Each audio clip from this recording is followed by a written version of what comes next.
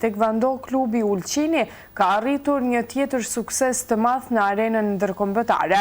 Në kampionatin evropian të klubeve të mbajtura në Sarajev, sportistët ulqinak u kthyen me 4 medalje evropiane, duke dëshmuar edhe një herë talentin, përkushtimin dhe punën e palodhur. Për të folur më shumë rreth këtij rezultati të jashtëzakonshëm, sot me neve kemi garuesit, medalistët dhe trajnerin e tyre, zotri Fikret Dushkun, Neira Dervishi, Armend Lula dhe Gjenismani. Mirëmëngjesi dhe mirë se na erdhët. Mirëmëngjesi, faleminderit për ftesën. Urime edhe një herë për medaljet e fituara. Faleminderit që pranuat ftesën të jeni në misionin e mëngjesit ditë e re për të bashkëbiseduar së bashku për fitoren që keni pasur në kampionatin evropian. Ju, trejner, si e vlerësoni paraqitjen e ekipit në kampionatin evropian të klubeve? Përshëndetje edhe një herë, unë e vlerësoj shumë mirë, ndoshta ka mujtë edhe pak më mirë, pasi që i kemi pas shanse që të kemi edhe rezultate edhe më të mirë, pavarësisht se ishte kampionat evropian. Ky ekip ka tregu, si më thanë, korrektësi dhe ka tregu mjeshtri të cilët kanë arrit që të fitojnë disa ndeshje, të cilët ne kemi pas ndoshta diskutabile dhe kemi arrit deri te rezultati. Ishte një ekip i cili ka punu, jemi përgatitur për këtë kampionat, pasi që është edhe kampionat zyrtar dhe më njëherë kur del kalendari i Federatës Evropiane, ne më njëherë i spikasim këto kampionate të cilët kanë shumë rëndësi dhe jemi munduar që të japim maksimumin, të bëjmë servitet e duhura që të kemi paraqitje sa më të mirë.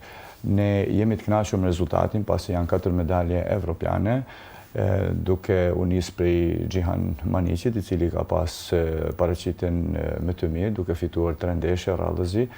Pastaj kemi Neira Dervishi, pastaj kemi edhe Asja Kollari, e cila për momentin nuk gjendet me ne, ishte anëtare e klubit tonë, ishte për momentin në Gjermani, dhe Armend Lula, i cili edhe ai ka pas një paraqitje shumë të mirë dhe kanë arritur që të korrin fitore dhe të vinë deri te medalja evropiane, që për ne ka shumë rëndësi edhe për klubin tonë, edhe për federatën tonë, edhe normal për qytetin tonë. Ju urojmë shumë suksese, jeni treguar shumë të suksesshëm dhe shumë të mirë, por Neira, më trego si ndihesh pas fitimit medaljes në kampionatin evropian të klubeve në Sarajev? Si është kjo ndjesi për ty? Unë ndihem shumë e kënaqur, kemi bërë shumë stërvitje të forta dhe jemi munduar të gjithë të fitojmë, por kemi arritur nështë të kemi mundur.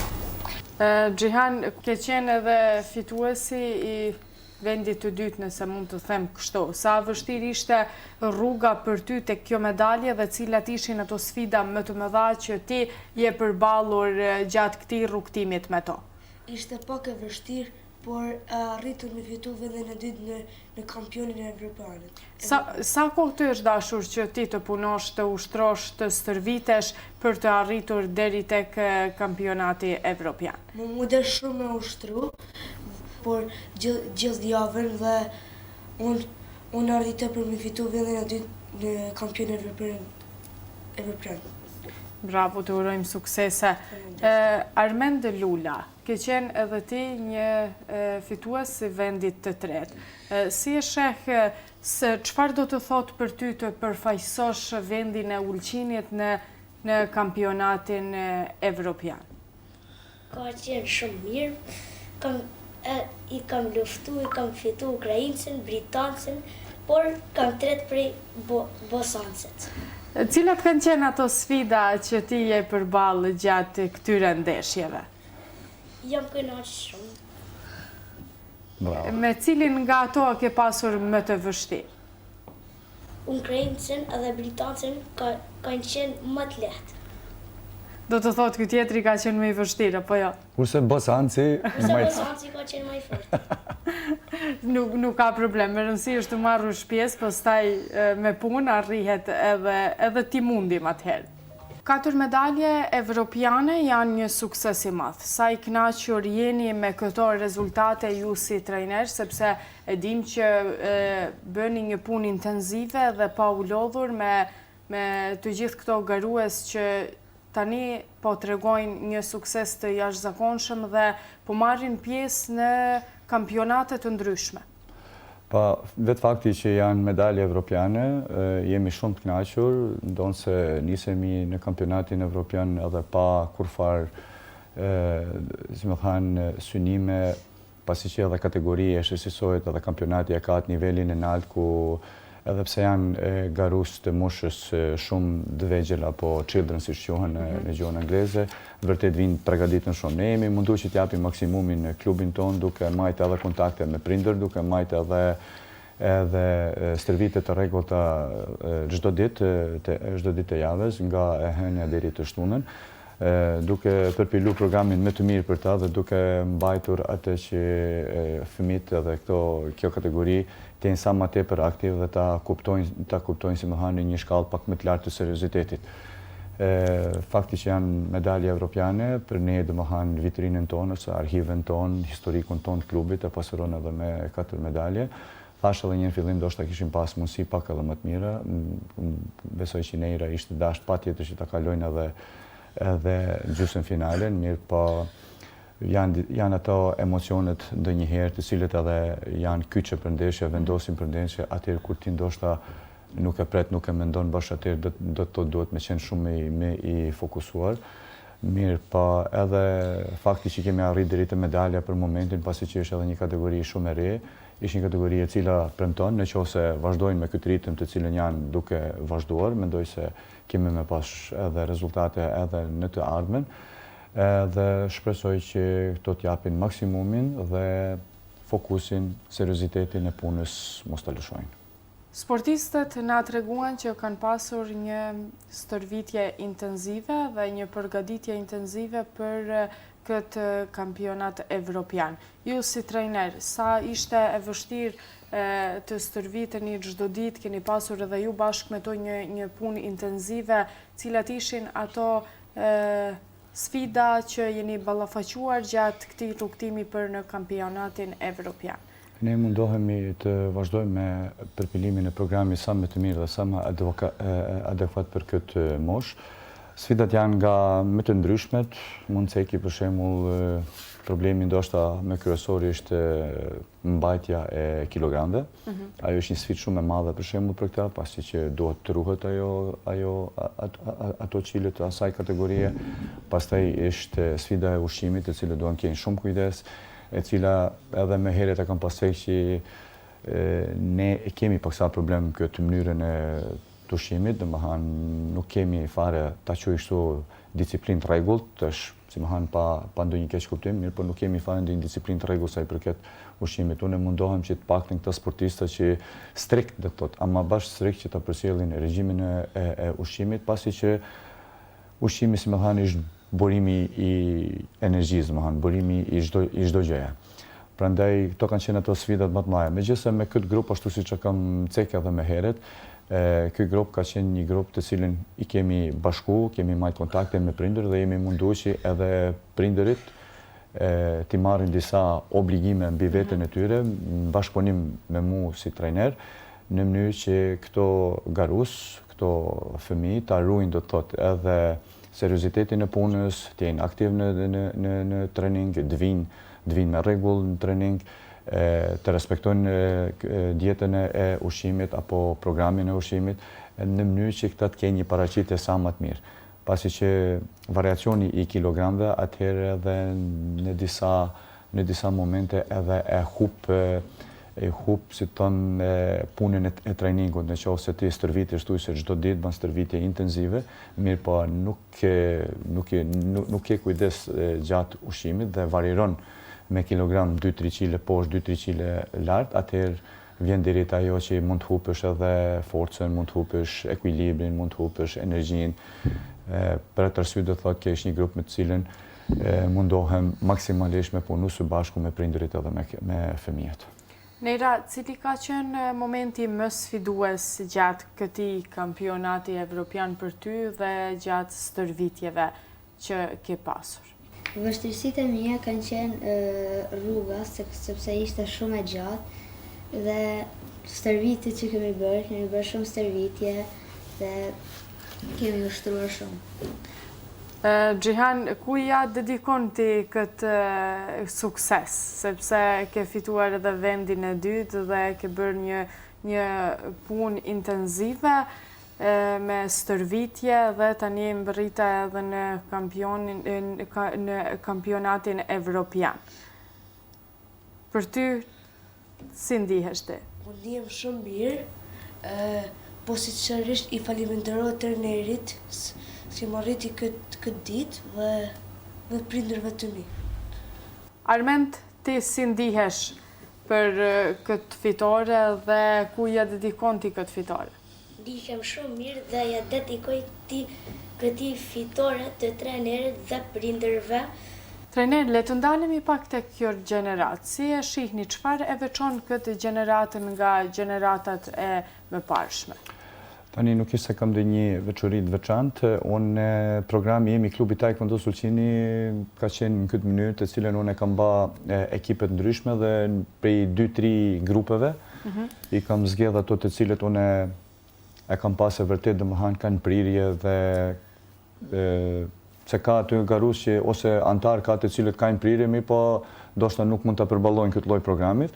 Edhe unë, kjo ka qenë si më hanë ajo, ndoshta ajo veçoria ime që mund ta theksoj dhe ta ceki pak më ndryshe, e cila unë mbas ty në 2-3 grupeve i marr 10 deri në 12 sportistë. Atëherë organizoj një mbledhje me prindër, shpalosi programin, i tregoj se çka duhet dhe si duhet dhe a jemi gatshëm ne që ta nisim këtë rrugtim, pasi rrugtimi i sukseseve evropiane, botërore dhe me lart Grand Prix-ave e kështu me lart dën përgatitje të lartë, dën përgatitje, dën disiplinë, dën përgatitje të lartë fizike, dën disiplinë shumë në këtë drejtim për me mujt me arrit deri te ato rezultate. Dhe kjo ka qenë ajo me të cilën klubi i Taekwondo Sulqini edhe unë si trajner u thaj si këtij klubit, kjo ka qenë edhe dëshira ime e madhe e zjarrt që në mënyrë që me punu në garus kvalitativ, në mënyrë që ne të përfaqësohemi në arenën ndërkombëtare dhe të kemi edhe ne, edhe pse jemi nga një vend i vogël, ju e keni pa dhe me tani që kemi arritë edhe sukseset të cilët kemi arrit që t'jemi edhe në lojrat olimpike evropiane për të rinj që ka qenë për herë të parë në historinë e Ulqinit, që kanë marrë pjesë 2 garus, Enes Dushku dhe Sara Kraja.